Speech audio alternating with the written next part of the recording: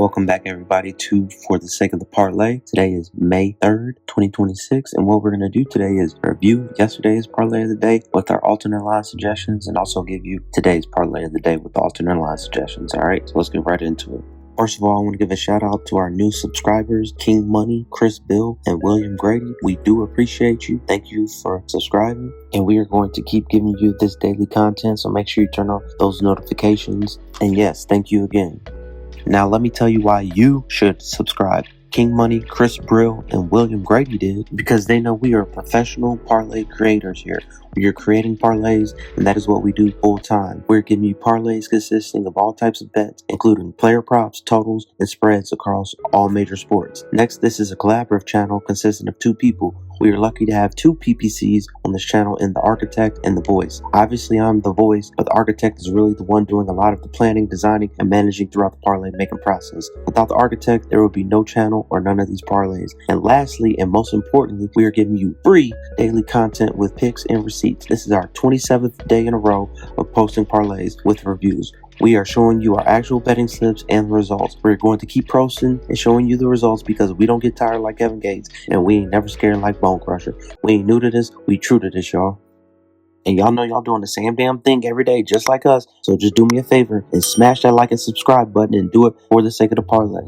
So let's start off by reviewing yesterday's parlay of the day from May 2nd, 2026. And why these reviews are important is because they're going to be very helpful the next time you make a bet. And also, you can watch previous videos to obtain very good information to help you going forward making better bets. Yesterday, we wound up going 4 out of 8, so that was 50% for our picks. So we were wrong about the over 8 in the Texas Rangers and Detroit Tigers game. Then we were also wrong about the over 7.5 in the Kansas City Royals and Mariners game. Then we were right about the under 7.5 the Chicago White Sox and San Diego Padres game. Then we were right about the Angels on the run line, plus 1.5 against the Mets. And then we were also right about the under 5.5 goals in the Philadelphia Flyers versus the Hurricanes. Then we had a 3-pick same game parlay. We were wrong about Paul George recording 3+ assists, wrong about Maxey scoring over 2.5 threes, but we were right about Neemias Queta recording 7+ rebounds. So let's get into this review.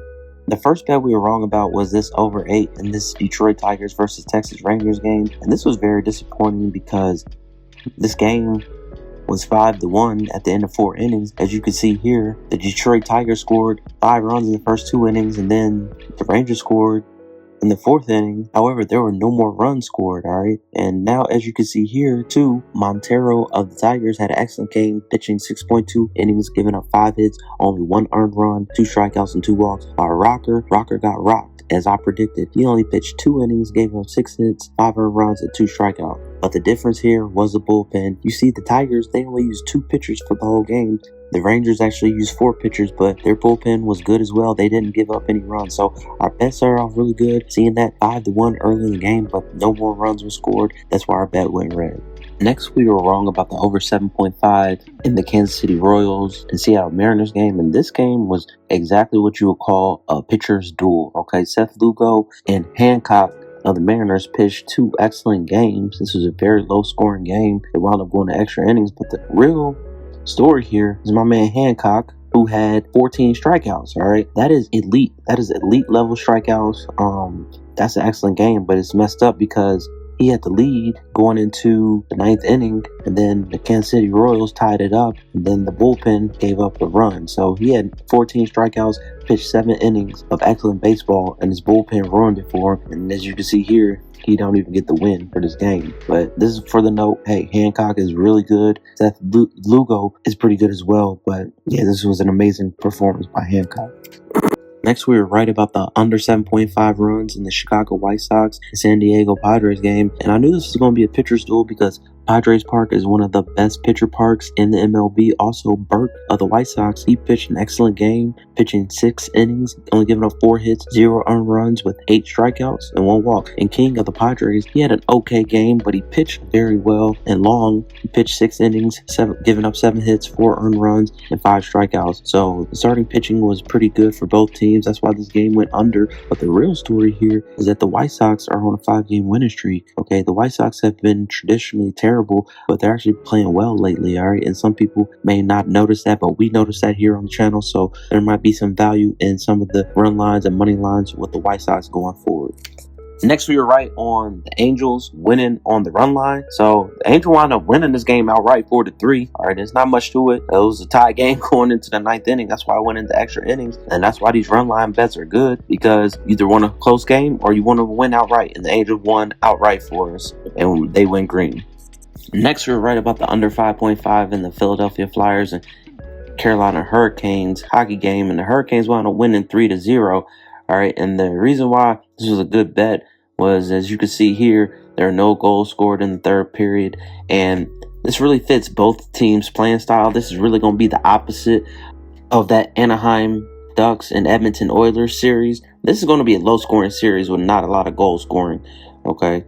Also, what's very important to note here, so you see the goalie for the Hurricanes, he saved all 19 shots, and then Vladar, he saved 20 out of 23 shots, but this is actually not a lot of shots for the entirety of a hockey game. Both teams did not shoot a lot of shots, and that's why it's going to be low scoring. They're not going to shoot a lot of shots, and in order to score, you need to shoot a shot. So just off of pure numbers, it's going to statistically be a low scoring series. Next, we took this 3-pick same game parlay, and as you can see here, we were wrong about Paul George scoring 3+ assists, wrong about Maxey scoring over 2.5 threes, but we were right about Neemias Queta scored 7+ rebounds. And I'm going to start off with Queta. Queta really came through for us. All right, he's a bench player that had a really good game, but he got 12 rebounds, so he went well over the 7+ rebound mark, and he had 17 points to add to that. So in 33 minutes, he had a really good game. Unfortunately, they got knocked out 109-100 with the 76ers winning. And speaking of the 76ers, that's cool that he on the front page of ESPN, but he most definitely did not come through for us. Tyrese Maxey did not get the 3 threes that we needed him to get. He went 2 for 4 from 3, so you can't really argue with that. And he had 30 points on top of that. So he had a really good game, and they won, but he did not come through for us. Last game, he took about 8 shots, 8 threes, and he made 2 of them, but he didn't come through for us in this bet. And then lastly, we were wrong about Paul George recording 3+ assists. Paul George only had 1 assist, but hey, he got 13 points. That's why they used to call him PG-13. Not because of 13 points, because he was doing some real cinema type stuff on the court, but he ain't doing that no more. And yeah, he just had a very mediocre game. 13 points, 1 assist, 3 rebounds, and he didn't come through for us, unfortunately. All right, let's start off with a review of the alternate lines from yesterday, May 2nd, 2026. First of all, we were wrong about Paul George recording at least 2 assists. He only had 1 assist, so this was pretty disappointing. Definitely thought he would come through with at least 3, especially playing about 40 minutes a game, but hey, he didn't come through. Next, we were right about the alternate line of under 6.5, so our posted line was under 5.5 goals. So obviously, if you took the under 6.5 goals, that was good. You gave yourself more cushion, which you didn't need in this game. And lastly, we were wrong about the over 5.5 in that Kansas City Royals and Seattle game. Like Seth Luco and Hancock pitched lights out, all right? And this was a very, very low-scoring game. Only 5 runs were scored, so the over 5.5 just missed. But hey, this happens sometimes, and we're just going to keep it pushing. All right, here's what y'all been waiting for. Here's the parlay today for May 3rd, 2026. And I'm feeling really good. We come in with this octopus again, that 8-leg parlay. And we're going to turn that parlay, that octopus, into some calamari. Because I'm trying to eat, and we're going to eat good on this channel. And I got something special for our first win. For one of our followers, you have to be following. I'm going to be giving away $25 of our parlay win, so y'all can get some calamari too. All right, let's get right into this parlay today. First, we're going to take the Montreal Canadiens on the plus 1.5 puck line against Tampa Bay Lightning. Then we're going to take the under 1.5 for Nathan McKinnon and his points. Then we're going to take Bang to get 20+ points and rebounds. Then we're going to take the under 8 in the San Francisco Giants and Tampa Bay's Rays game. Then we're going to take the under 10.5 in the Atlanta Braves at the Colorado Rockies. Then we're going to take St. Louis Cardinals on the plus 1.5 run line against the Dodgers. And then we're going to end the parlay with a 2-pick same game parlay. We're going to take Mike Trout to record a hit. And then we're going to take the over 9 in the Mets and Angels game. First, we're going to take the Montreal Canadiens on the plus 1.5 puck line against the Lightning. And we really like this one because Montreal's playing style is they like to keep it close. All right. And for our bet, we don't even need them to win. Honestly, I'll mess around and get a jersey just if they keep it close. All right. I like a 3-2 game for the Lightning. That's what we want here on our channel. I don't really give a fuck if they win or not. All right. Next, this is game 7. So this should be a really close play. All right. Each team is playing for the playoff hope to continue. So they're going to be playing very hard. And I expect this game to be close. And lastly, Montreal's really came through for us on this channel. They've covered more often than not. And like I said, I don't care if they win or not. I can't even go to Canada. So I don't even care if they win, but we just want them to keep it close. All right. So like I said, I like 3-2 for the Lightning. That'd be really good for the parlay so I can get me some calamari because I'm hungry. Next, we're taking Nate McKinnon to record under 1.5 points. Now, this is a very interesting one because Nate is minus 750 to record a point, which is very, very high. But this is a contrarian play because I feel like this being the first playoff game against the Wild, they're really going to try to shut him down, right? As he is Colorado's best player. And on this channel, we like to fade real popular players for the most part. And he's their best scorer. So, you know, he's not better than Connor McDavid. And Connor McDavid put up some zeros before in the playoff game. So, hey, we're just making a contrarian play here. And hopefully he won't record any points. This is like the Devers bet from the other day. We're hoping that he will not have a good game. That's it. That's what we do sometimes on these parlays. And we're going to find out. So stay tuned. Next, we're taking Bane to record 20 plus points and rebounds. And this is simple. Look at this right here. Bane is literally the face of the channel. All right. So if you look at our little icon up top, that's Bane Mask because we don't even mention his first name. He's just Bane. All right. So he's the face of our channel. He's literally what we build our parlays around here on our channel for the sake of the parlay. And then this is game 7. So I don't really like that coach for Magic.